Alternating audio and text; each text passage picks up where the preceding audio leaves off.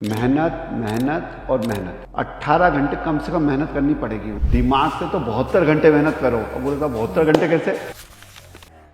के 42 सालों के इस सफर को देखें, आपका कौन सा ऐसा टर्निंग पॉइंट था? आज 40,000 स्टूडेंट मेरे साथ पढ़ रहे हैं। Says university Indore, says university Bhopal. बोलो उनको मैं नॉलेज नहीं दे रहा, उनको संस्कार देने की कोशिश कर रहा हूँ। ये तो आप लेकिन बहुत हम्बलनेस में कह जो चैलेंज भी उसी को देता है जो सक्षम होता है। सॉल्यूशन हर चीज का होता है। आपको आज क्या लगता है कि सफलता क्या है? तो दौड़ने के लिए बना है। कहा तो सही, बोल तो सही उससे। आपने एक बहुत ही अलग चीज बताई है, इंटरेस्टिंग चीज है जो कि हर व्यक्ति कर सकता है। आजकल की जो मैनेजमेंट के फंडे क्या है, फर्स्ट मीटिंग में मैंने आपके बगैर भी दुनिया चल सकती है, आप बहुत इंपॉर्टेंट आदमी नहीं है। नहीं, जैसा सोचोगे वैसा होगा। विश्वास करना पड़ेगा। इंडिया में जो यूनिवर्सिटीज हैं, ग्लोबल इंडेक्स आया उसमें टॉप 100 यूनिवर्सिटीज में भी नहीं इंडिया है। उससे बहुत ऊपर निकल जाए और वो होने वाला है। आप अगर जो अभी नए एंटरप्रेन्योर्स आने वाले हैं, उनको आप क्या टिप देंगे? एक ही चीज है,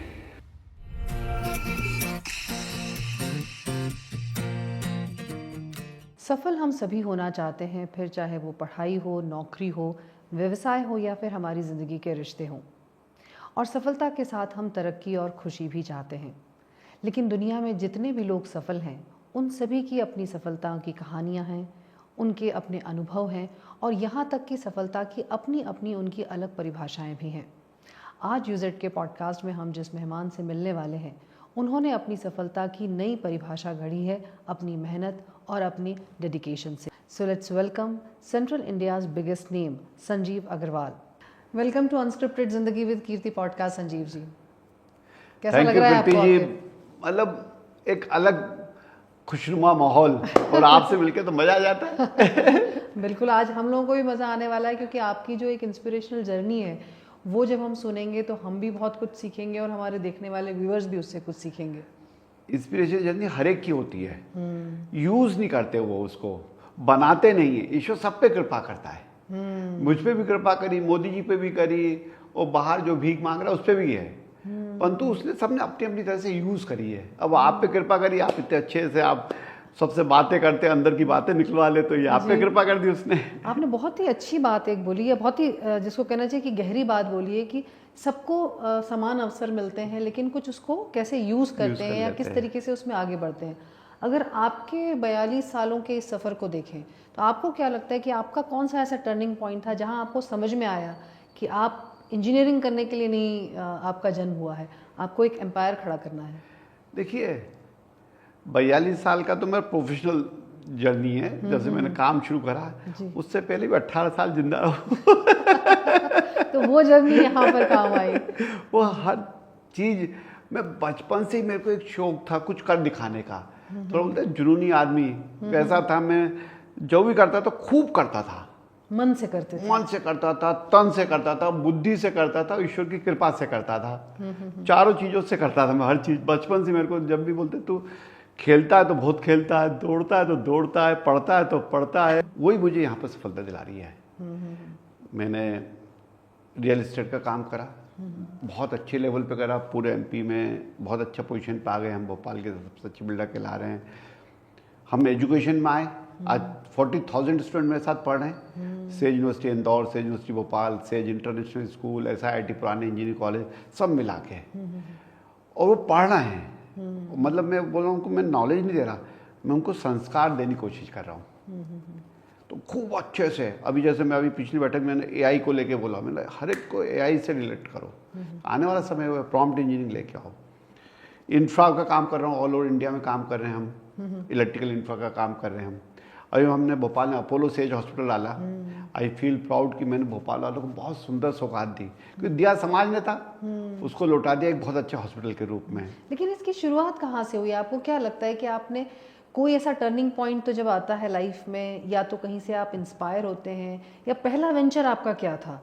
हालांकि आज तो आप बहुत अलग अलग सेक्टर्स में काम कर रहे हैं और अब तो रिन्यूएबल एनर्जी और हॉस्पिटैलिटी में भी आप लोग कदम रखने वाले हैं, बट पहला सेक्टर कौन सा था जब आपने शुरू किया, और किस सोच के साथ शुरू किया हुआ, और क्या मुश्किलों के साथ शुरू किया? तो मुश्किलें तो अपने को आज तक आई नहीं है। अरे वाह, ये तो बड़ा अपन ब्लेस्ड आज फील है। है ही नहीं, चैलेंजेस आए हैं तो आपके जैसे दोस्त होते हैं उनको चैलेंज बताते हो, सॉल्व कर देते हैं उसको बता देते हैं, अगर दोस्त साहब नहीं करते तो वो है अपना दोस्त, तो उससे बोल देते बॉस सॉल्व कराओ, तो वो सॉल्व करता है ये चैलेंज। तो आप लेकिन बहुत हम्बलनेस में कह रहे नहीं हैं। बिल्कुल ऐसा ही है, मैं तो बिल्कुल साक्षी मान के बोल रहा हूँ, मैं तो मतलब अपनी बेटी को टच करके बोल सकता हूँ कि I am the purest person, कि आज तक कोई दिक्कत ही नहीं आई, चैलेंज आए वो पार करें, और चैलेंज नहीं है तो जिंदगी क्या है। कैसे चैलेंजेस आए हैं आप? नगर निगम वालों ने तोड़ दिया, इनकम टैक्स का छापा पड़ गया अच्छा। बेमतलब कोई नोटिस आ गया लंबा सा, ये चैलेंजेस है।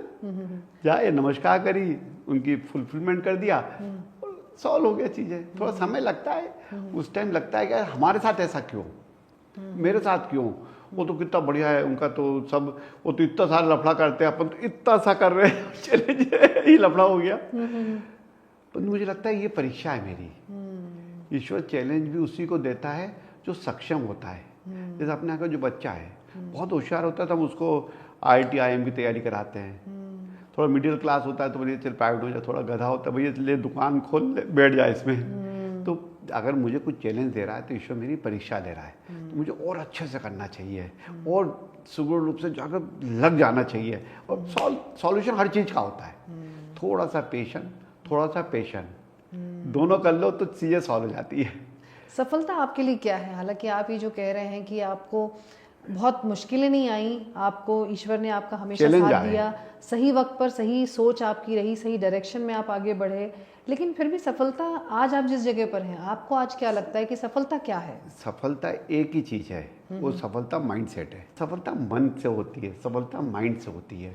तो मैं तो सफलता हूँ ना, मैं तो पैदा ही सफल व्यक्ति हुआ हूँ। मैं हर क्षण रोज सुबह उठता हूँ तो सफल हो गया, ईश्वर ने पैदा कर दिया, जिंदा कर दिया। सुबह उठे तो हम जिंदा हो गए, कितनी बड़ी बात बिल्कुल ठीक है। बात। नहीं तो कितने सारे लोग सोते ही रह जाते हैं। तो सफल हो गए हम। ईश्वर ने बुद्धि दे दी, कॉन्शियस माइंड दे दिया है, इतनी अच्छी बीवी दे दी, इतने अच्छे बच्चे दे दिए जो मुझे साथ इतना प्यार करते हैं। लेकिन लोग सफलता को जोड़ते हैं पहचान से, पैसे से। हालांकि आपके पास ये सब है, शायद इस वजह से आप ये बात कह पा रहे हैं, या आम व्यक्ति के लिए अगर कहें तो उनके लिए आप क्या कहेंगे? मैं तो एक ही बात कहूँगा साहब, शांत रह लो, आनंद में रह लो, सच्चित आनंद, ऐसा आनंद जो सत्य के साथ चित्त बनाए वाले आनंद में रह लो। मोदी जी आज बहुत सफल हैं, अपन मानते हैं, पूरे वर्ल्ड में उनका नाम है। एक टाइम पे इंदिरा गांधी थी, जवाहरलाल नेहरू थे। जब जवाहरलाल नेहरू गए थे तो बोलते थे अब तो मतलब देश ही खत्म हो जाएगा, अब तो जिन्होंने देश बनाया था वो खत्म हो गया। इंदिरा गांधी थी, आयरन लेडी, ये खत्म हो जाएगा। क्या हुआ? कुछ नहीं हुआ, और ज़्यादा अच्छा चल गया। अभी मोदी जी कितना अच्छा नेतृत्व थे, क्या बढ़िया काम कर रहे हैं। क्या मोदी जी नहीं रहेंगे तो क्या हमारा देश और अच्छा चलेगा? तो सफलता तो हमें को फीलिंग है। आप मतलब कैसे अपने फील हो आप रहे को हो? आप इम्पोर्टेंस अपने आप को दो, क्योंकि ऐसा नहीं कि आप अगर सफल हैं, आपके बगैर भी दुनिया चल सकती है, आप बहुत अच्छे से। इम्पोर्टेंट आदमी नहीं हो। नहीं, ये नहीं, I think हम है। नहीं जी। सबसे ज्यादा इंपॉर्टेंट दुनिया का मैं ही आदमी हूँ, ये समझ लेना। अच्छा। क्योंकि मैं हूँ और मैं तो अपने आप को सफल मानता हूँ ना। अब दूसरों की नज़र में नहीं हूँ, कंपैरेटिव में नहीं हूँ, दैट इज डिफरेंट थिंग। तो मैं I feel my proud myself. ईश्वर ने मुझे इतना अच्छा शरीर दिया, इतना अच्छा मन दिया, इतनी अच्छी बुद्धि दी, इतने अच्छे मेरे को 4 देवियाँ दी, माँ, बीवी और 2 बिटिया। तो मैं सफल तो हुई, क्यों नहीं होऊंगा? तो बेस्ट हूँ मैं। तो ये आई थिंक है जो कि अपने ऊपर विश्वास, अपने ऊपर, अपने आप पर बिलीव करना, अपने आप से प्यार करना, आई थिंक ये एक बहुत ही यही सफलता फंडामेंटल है चीज साहब, है। माइंड सेट है। कीर्ति जी, मैं तो हमेशा सबको कहता हूँ, जैसा सोचोगे वैसा होगा। सोच के तो देखो, चाह के तो देखो, मांग के तो देखो, देने के लिए बैठा हुआ है। हम बोलते ही नहीं, चाहते ही नहीं है, और मैं तो इस रोज इसमें दौड़ ही नहीं पाऊंगा। अरे दौड़ तो सही, तो दौड़ने के लिए बना है। तू चाह तो सही, बोल तो सही उससे, वो तो देने के लिए बैठा हुआ है। वो तो हमारा बड़ा पिता है साहब, सबसे बड़ा पिता है। जैसे हम अपने पिता से बचपन जीत करके मांग लेते थे, जैसे मांग लो उससे, वो दे देगा। मांग लो। अगर आपके वेंचर्स पर आए हम, तो सेज यूनिवर्सिटी जो आपकी है वो आई थिंक नेक A+ जो मिला है, वो आई थिंक इंडिया की सबसे युवा यूनिवर्सिटी है जिसको इतने कम समय सब में पता कर मिला लिया है। हमने। तो वो इतनी जल्दी ये उपलब्धि कीर्ति कैसे जी, आपको लगता है? सोच थी। मैंने पहले दिन जब खोला 2017 में यूनिवर्सिटी चालू करी, फर्स्ट मीटिंग में मैंने सब, जब उस टाइम तो ज़्यादा लोग नहीं, तो यूनिवर्सिटी उस टाइम मेरे पास थे 200-250 लोग थे। मैंने देखो अब यूनिवर्सिटी खोली है, बेस्ट करके दिखाना है, क्या हो सकता है बेस्ट में। बोले साहब यूनिवर्सिटी को रैंकिंग बहुत इंपॉर्टेंट है। कौन सी रैंकिंग? जो कहीं कहीं खरीद लो लाख 2 लाख रुपए देके वाली रैंकिंग? बोले नहीं सर ये गवर्नमेंट की नेक की रैंकिंग होती है जो सबसे इंपॉर्टेंट होती है। तो मैंने उसके लिए क्या करना है? बोले ये चाहिए ऐसा से। मैंने बोला ये अब आपने जो बता रहे हो ये सब जो नॉर्म्स है वो फुलफिल करो। ये मैंने बोला मिनिमम नॉर्म्स है। इसके ऊपर क्या है? बोले सर इसके ऊपर IQAC की रैंकिंग होती है, इंटरनेशनल रैंकिंग में, उसके नॉर्म्स क्या है? वो नॉर्म्स लिख लिया है। नेक के नॉर्म्स क्या हो गए? IQAC के नॉर्म्स। अब मैंने अपने नॉर्म सुनाओ, ये तो मिनिमम वाले हैं, हमें इनसे बहुत ऊपर करना है। मतलब ये आके मजबूर हो जाए हमें देने के लिए। तो बस वो डिसाइड करा और करने लग गए। ईश्वर की कृपा थी कि सेंट्रल इंडिया की पहली प्राइवेट नेक A+ यूनिवर्सिटी बन गई। इंडिया की पूरी हमारी यंगेस्ट यूनिवर्सिटी बन गई 6 साल के अंदर बनना। तो कोशिश करनी पड़ती है दिल से, दिमाग से, सफलता मिलती ही मिलती है। लेकिन फिर भी आप कहें अगर आज हम इंडिया की बात करें तो इंडिया में जो यूनिवर्सिटीज़ हैं और जो विदेशों की यूनिवर्सिटीज़ हैं उनके कंपैरिजन में हम अभी जो ये ग्लोबल इंडेक्स आया उसमें टॉप 100 यूनिवर्सिटीज़ में भी नहीं है। जी सब भ्रम है ये। अच्छा। हाँ मैं तो ओपनली आप मेरे से डिबेट करा दो, जबकि IIT हार्वर्ड दिल्ली ऑक्सफोर्ड वालों से डिबेट करा दो, मेरी बिटिया वहाँ से पढ़ी हुई है उनसे डिबेट क्या ऐसा वो 100 200 500 साल पुरानी है। उनकी जो बड़ी बड़ी यूनिवर्सिटी की इकोनॉमी अपने देश की इकोनॉमी के बराबर की इकोनॉमी होती है, छोटी छोटी कंट्री की इकोनॉमी के बराबर की इकोनॉमियाँ होती हैं साहब उनकी। इतना पैसा है उनके पास में, तो हम भी हो जाएंगे साहब। परंतु हमारे वहाँ के 70% प्रोफेसर अपने यहाँ के इंडियंस है। वहाँ के 20-25% बच्चे अपने यहाँ से इंडिया के जाके पढ़ते हैं। हाँ ऑलमोस्ट बेस्ट माइंड चले आते हैं। मेरी दोनों बेटियां बाहर चली गई PG करने।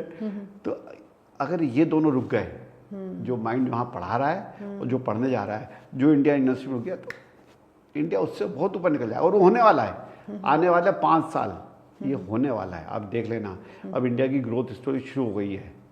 हम फिर से वो सोने की चिड़िया वाली माहौल में आ रहे हैं। वी डू इट, और सेज ग्रुप करके ही दिखाएगा आपको। आप जो युवा लोग हैं, आपने तो कहा आपकी जर्नी आपकी अपनी है, आपने अपनी सफलता की परिभाषाएं भी खुद लिखी हैं और कई बार आपको जैसे जब कई इंटरव्यूज़ आपके देखे, आपसे जनरल बातचीत भी होती है तो लगता है आप गीता से और श्री कृष्ण से बहुत प्रभावित हैं। देखिए साहब, मैं तो ईश्वर ने जितने वेद बनाए हैं, जितने पुराण पढ़ाए हैं, गीता जी बनाई हैं, भागवत पुराण, ये सबसे मैंने बहुत इंस्पायर हूँ। मैं तो मतलब जीता ही वही हूँ, रोज रात को बिना पढ़े सोता ही नहीं हूँ। वेद पुराण विश्वास है, और हम उन पे विश्वास नहीं करें, किस पे विश्वास करेंगे? तो श्री कृष्ण की तो जो आजकल की जो मैनेजमेंट के फंडे क्या है, सब गीता जी से चुराए हुए हैं, सब उन्होंने दिए हुए हैं, उसको अलग तरह से इलोबरेट करके बता दिया गया है। मैं तो बोलता हूँ ना, मुझे अभी भी कोई दिक्कत आती है, मैं तो गीता जी खोलता हूँ, उस पर सामने चैलेंज रहता है कि ये चैलेंज का ये आंसर है, सॉल्यूशन मिल जाता है। विश्वास करना पड़ेगा। जैसे हम बोलते हैं हमारे गुरुजनों की बात तो विश्वास कर लो, हमारे पेरेंट की बात तो विश्वास करो। जैसे हम माँ ने बताया था ना, ये तेरा पिता, हमने विश्वास करा ना, ऐसे विश्वास कर लो। हमारे धर्म ग्रंथों में विश्वास कर लो कि श्री कृष्ण ने गोवर्धन पर्वत 9 साल का था, टीची उंगली उठा लिया था। लॉजिक कहेगा कोई? नहीं कहता। मतलब विश्वास करते ना, क्यों? क्योंकि हमारे धर्म ग्रंथों ने कहा है, हमारे गुरुजनों का है, हमारे पूर्वजों ने हमें बताया है। तो ऐसे विश्वास कर लो तो जीत जाओगे। बहुत आसान है साहब, एक सोच बदलनी है। अभी आपने ये मतलब आप इतनी खूबसूरत बात कर रहे हैं, लेकिन इस बात को दूसरी तरफ मोड़ने का मन नहीं कर रहा, लेकिन फिर भी करना पड़ेगा। आपके जो बिजनेस है उस पर आना पड़ेगा।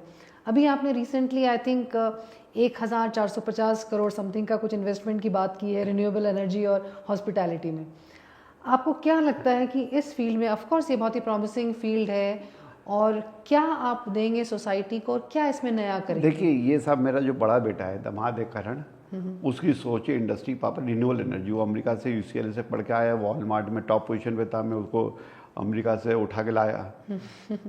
तो उसने पहले ही बोल दिया था, मैंने उसको शर्त रखी थी कि इंडिया आना है, साथ में काम करना है। उसने शर्त रखी थी, ठीक है पापा मैं आऊँगा, आपके काम के साथ में मैं एक बड़ी इंडस्ट्री लगाऊंगा। तो भैया तू लगा ले। तो उसने बोला पापा मैं रिन्यूएबल एनर्जी, मतलब भैया रिन्यूएबल एनर्जी सबसे अच्छी फील्ड है। तो वो उसने बैटरीज का काम शुरू करा है, वो प्यूरीफाइंग वगैरह कर रहा है। आने वाला समय अब रिन्यूएबल है साहब। देश में अगर हमारा पर्यावरण बचा रहा, हमारा एनर्जीज, ग्रीन एनर्जीज आ गई तो देश हमारा पूरी धरती सस्टेन करेगी, जो नीड है। और उसमें अगर अपन छोटा सा भी योगदान दे पाए, directly indirectly, that is USP. और मेरे बड़े बेटे की इच्छा भी थी करण की, तो मैंने भैया तू कर ले। आप अगर जो अभी नए एंटरप्रेन्योर्स आने वाले हैं या जो सोचते हैं कि उन्हें कुछ करना है या जज्बा भी है, वो पैशन भी है, उनको आप क्या टिप देंगे कि उनको किस तरह से अपनी जर्नी को शुरू करना चाहिए और सस्टेन करना चाहिए? एक ही चीज़ है, मेहनत, मेहनत और मेहनत। प्यूरिटी के साथ मेहनत करो साहब, प्यूरिटी के साथ, समर्पण भाव के साथ में, दूसरों को जिताने के भाव, ईश्वर आपको अपना आप जिता देगा। सोच बदलनी पड़ेगी, कुछ देने के भाव पैदा करने पड़ेंगे, बहुत मेहनत करनी पड़ेगी साहब। 18 घंटे कम से कम मेहनत करनी पड़ेगी। वो भले कंट्रोवर्सी हो जाएगी, कोई बात नहीं। 18 घंटे फिजिकल मेहनत करनी पड़ेगी। दिमाग से तो 72 घंटे मेहनत करो। अब बोले साहब 72 घंटे कैसे? 24 ही घंटे होते हैं। कॉन्शियस माइंड 24 आवर्स, सब कॉन्शियस है 24 आवर्स, सुपर कॉन्शियस है 24 आवर्स। 72 आवर्स वर्क करो दिमाग से, 18 घंटे फिजिकली, तब जाके जीतोगे।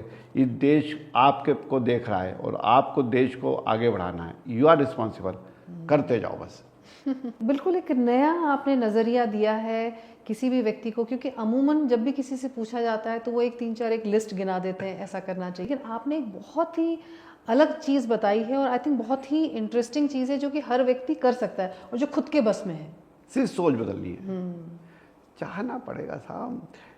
कुछ अच्छे रोल मॉडल चुन लो साहब, कि जैसे मैंने रतन टाटा जी को चुना, मैंने न्यायमूर्ति जी चुना, मैंने एलन मस्क को चुना, भले कुछ चीज़ों में जो अच्छा लगता है उसको चुन लो। मैंने अक्षय कुमार की लाइफ स्टाइल देखी है, मतलब सेंस देखा कि भाई, तो ऐसे अपने कुछ रोल मॉडल चुन लेना चाहिए। वो कैसे सफल हुए उनकी स्टडी कर लो, बायोग्राफी पढ़ो। मेरे को बहुत शौक है बायोग्राफी पढ़ने का। सुनो और फिर उसको अपनाओ। अपनाना डायरेक्टली नहीं है, थोड़ा एनालिसिस करके अपने हिसाब से अपना तरीके ढूंढने हैं, गाइडेंस लेना है, कम्युनिकेशन करना है। बार बार कम्युनिकेट करो। जो भी आपको सिखा सकता है उसके पास जाओ। 2 ही चीज़ देख लो, वो आपसे प्यार करता हो, मतलब आपके लिए पॉजिटिव हो, तभी वो सही चीज़ आपको सिखाएगा। नहीं सही तो नॉलेजेबल होना चाहिए, दूसरा प्यार करता हो। आज के टाइम में थोड़ा सा दूषित समाज हो जाता है, बहुत बार मजे लेते हैं, चलो होते थोड़ा है, इसको उल्टा समझा देता हूँ। अच्छा। तो थोड़ा सा ये देख लो, आपके वेल विशर हो, आपका, हाँ, आपसे स्नेह रखता है और थोड़ा नॉलेज हो, डू इट। आपके इतने सारे वेंचर्स हैं, चाहे आपका रियल एस्टेट हो, आपका हॉस्पिटल है, आप हेल्थ सेक्टर है, एजुकेशन में है, इंफ्रा है, अब तो 2 और नए सेक्टर्स में आ रहे हैं। इतने सारे एम्प्लॉयज़ के साथ आपकी डीलिंग भी होती है। आपको क्या लगता है कि एक जो मैनेजमेंट या जो ओनर होते हैं उनका उनके एम्प्लॉय के साथ किस तरह का रिलेशनशिप होना चाहिए? कीर्ति जी, एम्प्लॉय तो कोई होता ही नहीं है, परिवार होता है।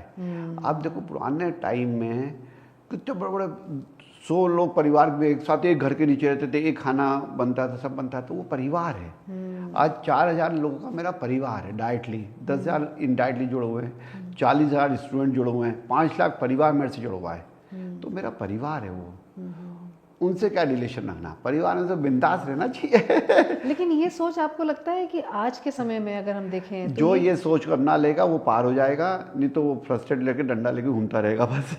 हाँ, चाहे तो परिवार में ऐसा कर सकते हैं कि कुछ बच्चे बदमाश भी निकल जाते हैं, तो इसलिए संभालो वैसे ना, मान उनको लो। परोसो, उनको साथ लेके चलो, हटाना नहीं है साहब। परिवार में सब तरह के लोग होते हैं। मेरे यहाँ पर हम किसी को निकालते हैं ही नहीं, हम बोलते हैं हमारे भैया इन है, आउट ही नहीं है। सोच क्या हो, आ रहे हो तो आना, बाहर जाना अलाउ नहीं है। तो कोई जाता ही नहीं कभी हमारे relation. Sanjeev Agrawal best as a husband और एज अ फादर, और बोथ क्यों? देखिए, हस्बैंड का फर्ज है और फादर तो मतलब प्रेम है, समर्पण है। वो अब दोनों देते हैं। वो मेरी देवियाँ है। मैं आपको, मेरी माँ, बीबी और 2 बिटियाँ। हाँ, ये आपसे अक्सर सुना है। ये 4 देवी है मेरी, जिनको दिल से चाहता हूँ। क्या सफलता सब कुछ है? सफलता नहीं है, आनंद सब कुछ है, सच्चित आनंद। सफल असफलता तो ईश्वर की देन है, आपके प्रारब्ध है।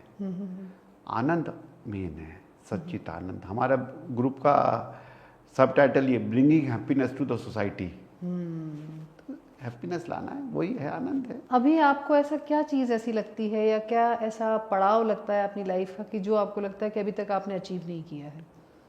अभी तो शुरुआत हुई है ज़िंदगी की साहब। अभी तो जस्ट ए बिगनिंग है। अभी तो छोटा बच्चा हूँ 60 साल का। अभी तो बहुत खेलना है। अभी तो बहुत खेलना है। और क्या ऐसा कोई रिग्रेट है आपकी लाइफ का अभी तक जो जिसके लिए चाहे वो अनजाने में हुआ हो या जानबूझकर हुआ और आज तक आपको उसका पछतावा हो? नहीं है, ऐसा कोई रिग्रेट? बिल्कुल भी नहीं है। हमारे बाबा कहते हैं अगर हो तो उसी टाइम उसको सॉल्यूशन पे ले आओ, माफ़ी मांग लो। हमारे शिवानंद बाबा ने मुझे संजीवनी स्वामी जी की दीक्षा दी है। हम हमारे प्रारब्ध को बदलने की कोशिश कर सकते हैं। हमारे बाबा बहुत सिंपल, मैं आपको बताऊंगा, गलतियां इंसान से ऐसा कोई है ही नहीं जिससे नहीं होती है, परंतु उसे रिग्रेट कर लो। हमारे शिविर में हमने बहुत बार देखा है कि सास बहू की कहानियाँ थी, तो वो इस जन्म में सास बनी, उस जन्म में बहू थी, वो बदला लेने आई, ये सब है। हाँ, ये कार्मिक एक हाँ, कार्मिक चलते रहते हैं। शिरडी के साईं बाबा की एक बड़ी स्टोरी है। क्या कहानी है उनकी? शिरडी के साईं बाबा की एक स्टोरी चलती है, उनकी बुकलेट मैंने पढ़ी थी कि एक बार बाबा बैठे हुए थे, अपने शिष्यों से बात कर रहे थे। एक पीछे से बड़ा सा नाक के फूंकाड़ने की आवाज़ आई, तो सबने देखा, तो बोले एक क्या बोलते हैं, मेंढक को वो सांप खा रहा है, बड़ा सा मुँह फाड़ के खा रहा है। तो बाबा पलटे, बोलते राम भरोसा अब तो छोड़ दे। तो आप बोलते सब शिष्यों ने देखा कि वो सांप ने छोड़ दिया उसको। सांप, तो आप सोचो सांप आज मेंढक को खाते हुए सांप छोड़ सकता है? बाबा, उनकी बुक से मेरे जी मालूम है, हमारे बाबा ने सुनाई थी, शिरडी साईं बाबा की कहानी है। छोड़ दिया उन्होंने और फिर चले गया। तो सब शिष्य बोले क्या है बाबा, ये राम भरोसा कौन है? बोले बच्चों, ये बोले ये दोनों दोस्त थे बहुत अच्छे, एक जन्म में दोनों साथ में धंधा करा, एक ने दूसरे धोखा दे दिया, तो एक ने फांसी लगा ली, एक दोस्त ने, और बदला लेने के लिए अगले जन्म में सांप बना और उसने उसको ढसा, अगले जन्म में वो सांप बना, उसने उसको ढसा। तो ये चल रहा था। जब संत की वाणी होती है तो चीज़ें खत्म हो जाती है। अब दोनों अपना फिर प्रारंभ में जिएंगे। यही ईश्वर है, यही कार्मिक हमारे साथ भी होता है।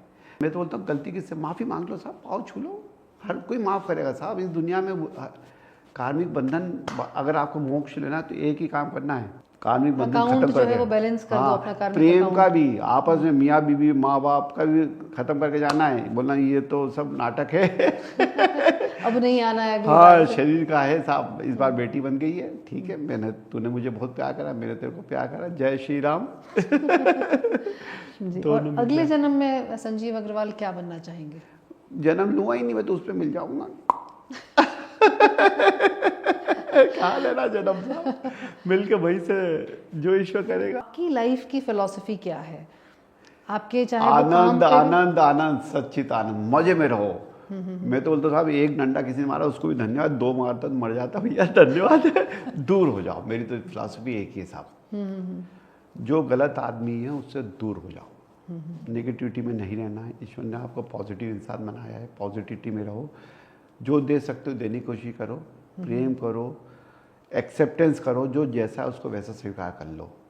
कहाँ लफड़े में पड़ो साहब, जिंदगी को आसान बनाओ, हर हाल में खुश, यही मतलब मेन जो अगर पूरा इसका सार हम लें, सच्चित आनंद, बस आप आनंद में रहो जहां हो, जैसी कंडीशन में। जय Shri Ram. Thank you so much Sanjeev ji, आप मतलब बहुत ही अच्छा कॉन्वर्सेशन रहा और इतने हंसी मजाक में इतनी गहरी गहरी बातें आपने कर दी, उसके लिए आप बहुत बहुत थैंक यू साहब, बहुत बहुत धन्यवाद। आज संजीव जी से इस पूरे एपिसोड में बात करके एक बहुत ही क्लैरिटी के साथ एक बहुत ही गहरी बात समझ में आई कि अगर ज़िंदगी में सफल होना है तो सबसे पहले अपने ऊपर काम करना बहुत ज़रूरी है और अपने अंदर बिलीव करना, और जो कुछ करना है वो पूरे प्योर हार्ट से आपको करना है, तो सफलता ज़रूर मिलेगी ही मिलेगी। 100% ये बात सच है। हम भी हमारे इस पॉडकास्ट से यही कोशिश करते हैं कि आपको पूरे सच्चे दिल से वैसा कंटेंट दें जो आपकी ज़िंदगी में वैल्यू ऐड कर सके, आपको इंस्पायर कर सके और आपको सक्सेस दिला सके। अगर आपको हमारे एपिसोड्स अच्छे लगते हैं तो हमें लाइक कमेंट ज़रूर करें और हमारे चैनल डॉक्टर कीर्ति सिसोदिया को सब्सक्राइब करना ना भूलें। अगले एपिसोड में फिर होगी मुलाकात। Till then take care and bye.